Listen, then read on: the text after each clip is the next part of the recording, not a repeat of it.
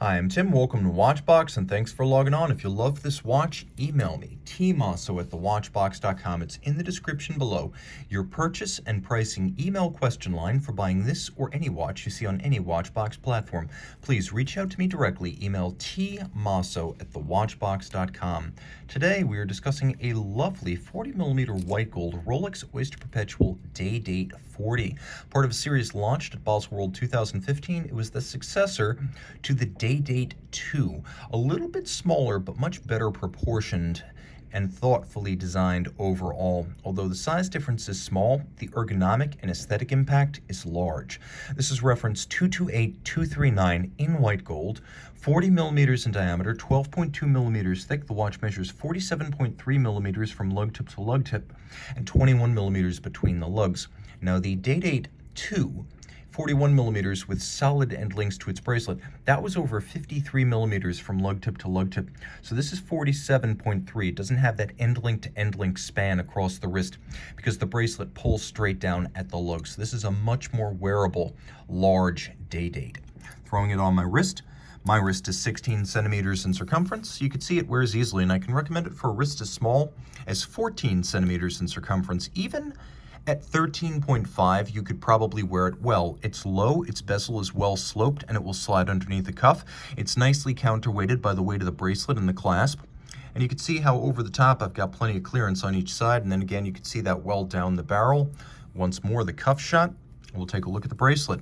Though the watch has, since its mid-50s debut, always been nicknamed the President due to its famous and infamous past ownership, the watch has always been named the Day-Date. The bracelet, however, launched with the watch back then, has always been named the President. This is the President bracelet. It's the best of both worlds. You get these short individual links of the Jubilee, which makes fine sizing easier and also improves souplesse or smoothness across the wrist. But then you get the structural integrity of the three-link Oyster, so it's a more robust and sporting bracelet when you want it to be. It also vents quite well. The timepiece features ceramic-coated pins inside the links. This is universal on the Day-Date 40. Every pin and every link, regardless of material, whether it's white or rose or yellow or platinum, you'll get those ceramic-coated pins, so the links cannot aggress against the pin and wear it down and create bracelet stretch. That's killed dead with this generation of Rolex bracelet. Now you have a polished clasp, and then there's a beak and a hook system. So we have a lift lock. It's not simply friction fit. You have to lift and unlock. You can see the crown clasp, present and correct. Famous because only the crown denotes the partition point between the two sides of the bracelet. The case is all of high polish and handsomely contoured with narrow lug hoods and tapered profiles. The crown is a twin lock in gold. You know that because you see two dots.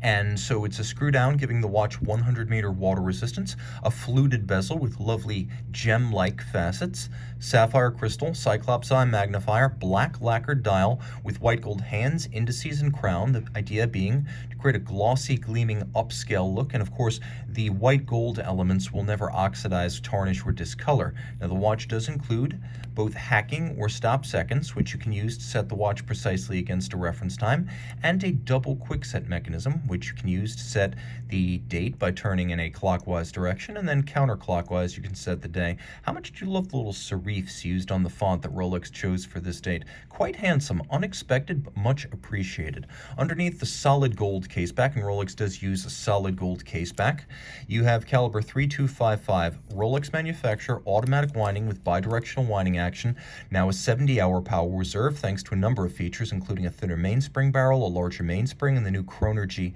escapement, which is made with Liga technique. That's a lithography.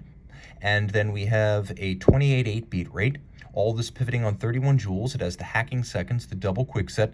It's braced against shock with a full balance bridge, a free-sprung index, and new compared to older Day-Dates, it uses a winding rotor bearing instead of the previous jeweled staff. So the rotor bearing now more shock tolerant than the old jeweled staff.